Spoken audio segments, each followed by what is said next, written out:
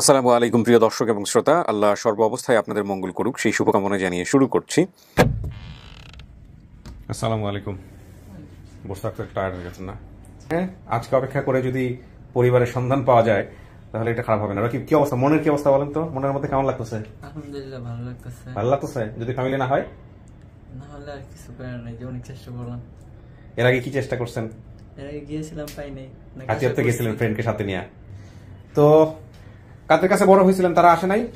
না, কেন? আমার মামি অসুস্থ, মাঝে সমস্যা। কাকে বেশি দেখলে চেনার সম্ভাবনা আছে আজকে? মাকে। মাকে? মার চেহারা মনে আছে? কিছুটা মনে আছে। কিছুটা মনে আছে? মিস করেন আসলে? অনেক মিস করি। অনেক মিস করেন। আপনার ফেসটা সবসময় হাসি থাকে তো বোঝা খুব মুশকিল আসলে। অনেক কান্না করছিলাম। আগে অনেক কান্না করছেন। হাসি হাসি ফেস থাকা কিন্তু অনেক ভালো, এটা কিন্তু অনেক ব্লেজিং, অনেক কাজ সহজ হয়ে যায় জীবনে। হ্যাঁ, আমি কিন্তু অনেক গম্ভীর থাকি, আমার ক্যামেরার সামনে খুব জোর করে হাসতে হয় আসলে। চলেন ভিতরে গিয়া বসবেন, ওনারাও আসছে অনেকক্ষণ আগে, আমি জানি না কি আসছে। তো ভাই এখানে বসতে হবে 15-20 মিনিট। হ্যাঁ, আমরা কথা বাড়াবো না, কারণ একটু আগে ইলেকট্রিসিটি আসছে। একা একা বসতে হবে। আপনি ফোনটা বন্ধ করে দেবেন, ভিতরে একদম কমপ্লিটলি অফ, ঠিক আছে? আর 15-20 মিনিট পরে আমি আবার ভিতরে আসবো। ওকে, আমরা তৃতীয় ধাপে প্রবেশ করছি প্রিয় দর্শক এবং শ্রোতা। আরিফ ভাই কেমন আছেন? সবকিছু মিলে ভালো আছেন ভাইয়া? বসেন প্লিজ। ডেঙ্গু আরিফ ভাইকে পুরো অর্ধেক করে ফেলছে, বেচারি এখনো ঠিক মতো সুস্থ হয় নাই। সালামু আলাইকুম, ভালো আছেন? বসেন।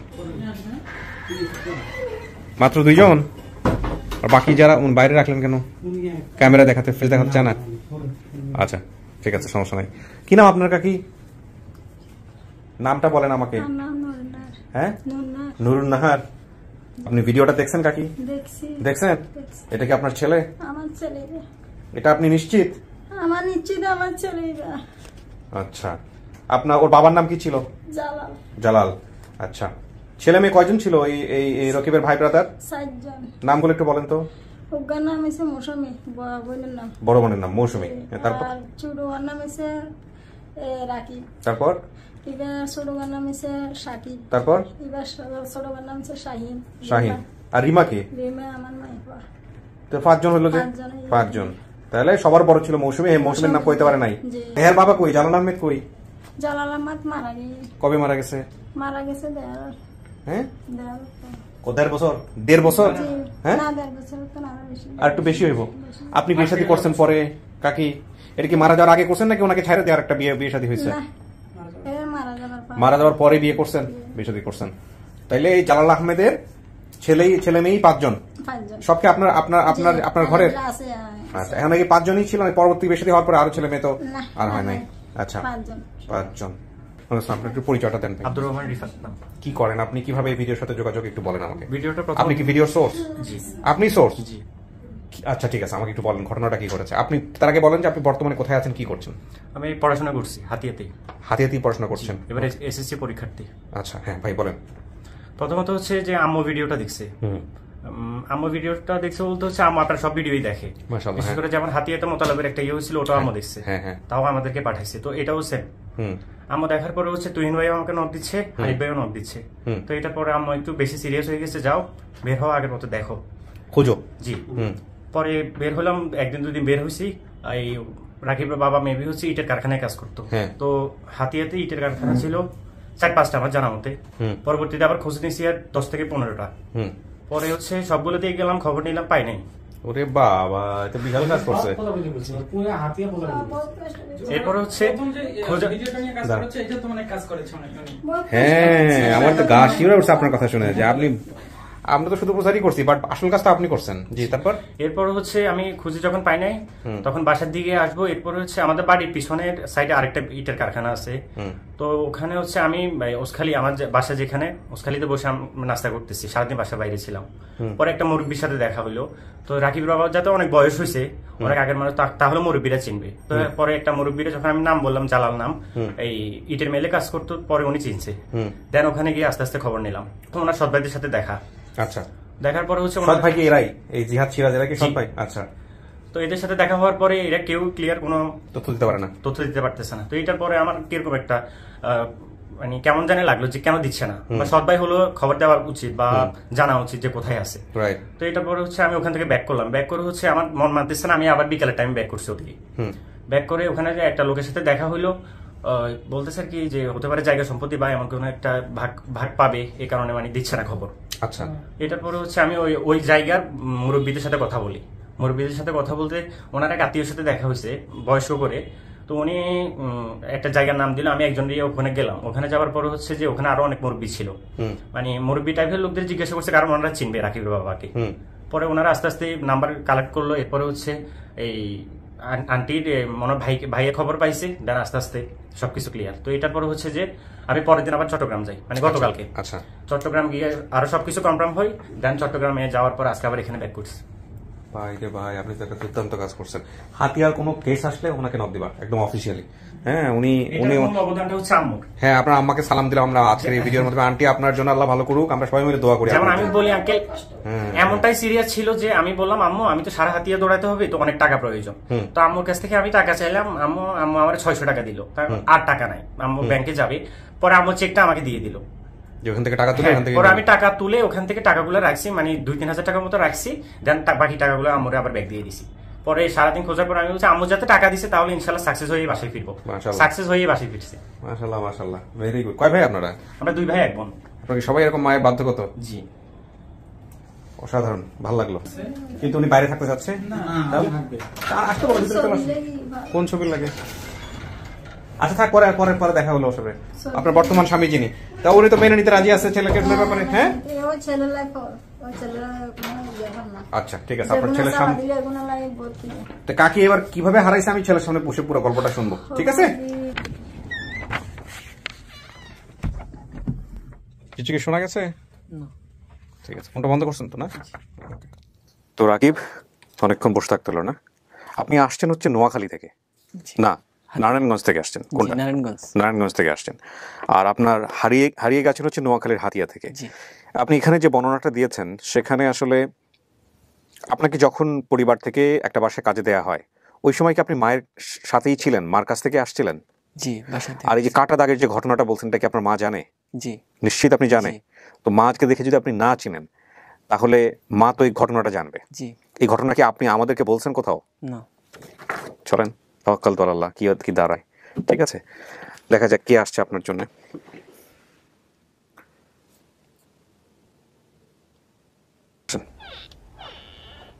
ওই যে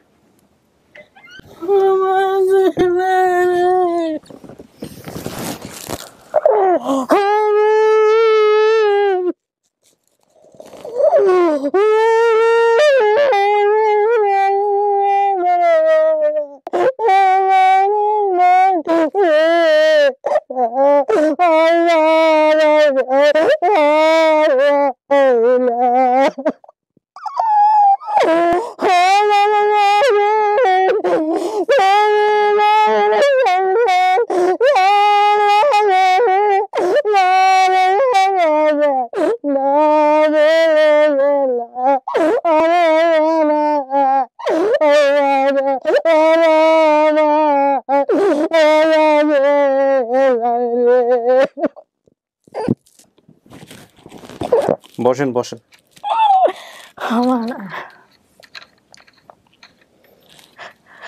চিনছেন ওনাকে দেখে? চিনেন নাই?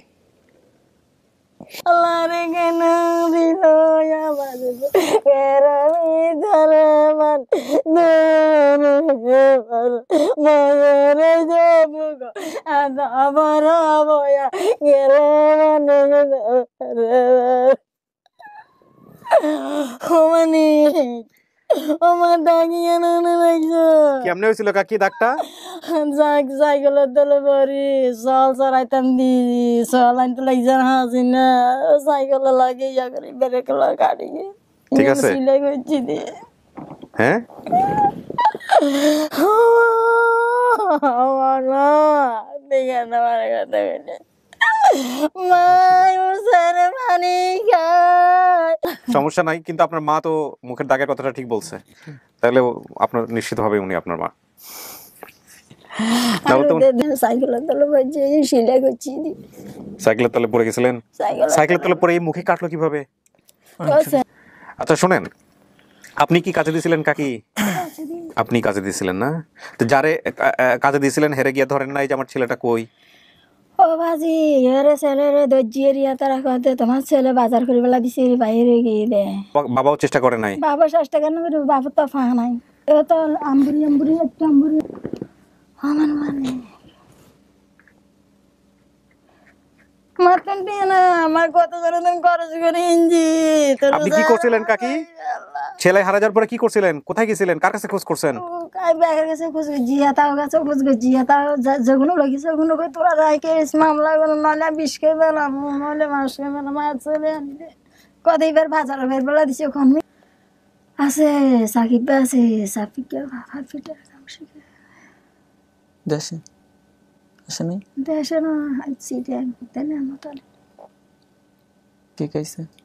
আমি চিনি তোর বাবা শিখে যারা আমার তো নানি টানি দেশে আসা দিয়ে যারা। আপনার বাবা যখন আপনি আসছেন তখন তো বেঁচে ছিল? জি। আপনার বাবা মারা গেছেন ওনার কথা অনুসারে। আপনার বাবার নাম ছিল কি? জালাল আহমেদ। জি।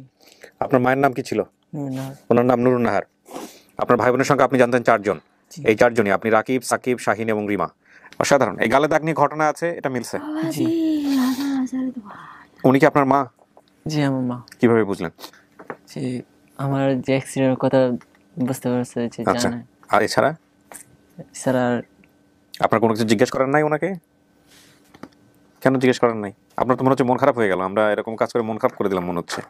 না তাহলে একদম চুপ হয়ে গেছেন। আমার সবুজের কথা মনে পড়তেছে, অনেক আগের একটা এপিসোড, আমি জানি না। সবুজ মাঝে মাঝে আমাকে ফোন দেয়, ফোন দিয়ে বলে যে ভাইয়া কেমন আছেন। সবুজ এসেছিল সেই কোনো একটা আশ্রমে ছিল, এতিমখানায়, এবং সে তার বাপ মাকে পাওয়ার পরে পুরো স্টিপ। হ্যাঁ, প্রথম পর্যায়ে খুব জড়াই ধরলো, তারপরে পুরো স্টিপ। ওর অবস্থাও ঠিক তাই। ইমোশন নাই কেন? লোকজনের প্রশ্ন করবে, আমিও প্রশ্ন করলাম বেকুবের মতো, যাই হোক করি। হ্যাঁ, মাকে দেখলেন এতদিন পরে, মাও মানতেছেন, কোনো অনুভূতি নাই আপনার মধ্যে? মানে কষ্ট লাগতেছে, বাবা মারা গেছে। আসলে এক একজনের অনুভূতি প্রকাশ এক এক রকমের। হ্যাঁ, সবাই একটু সিনেমাটিক চান তো, জ্বরে ঠরে ধরবে, কান্নাকাটি করবে, এগুলো কিন্তু সবার মধ্যে এক একজনের অনুভূতি। আপনার আব্বা বিয়ে শাদী করেছিলেন কয়জন, কিছু মনে আছে? না মনে নাই। আপনার মা হচ্ছেন তার চতুর্থ স্ত্রী। হ্যাঁ, 4 নম্বর স্ত্রী। শোনেন ভাইজান, আপনি আর যদি কোনো কিছু জিজ্ঞেস করার থাকে জিজ্ঞেস করেন। যেমন ধরেন না যে বাবা প্যারালাইসিস হয়েছিল, অনেক কিছু বর্ণনা দিয়েছেন, আপনার মায়ের সাথে কোনো ঘটনা আছে কিনা সেটা জিজ্ঞেস করে নিশ্চিত হতে পারেন। আর যদি নিশ্চিত হয়ে থাকেন তাহলে আর কোনো কথা নেই যে না আপনি নিশ্চিত। আপনি শতভাগ হ্যাঁ বলেন বলেন, হ্যাঁ জিজ্ঞেস করেন।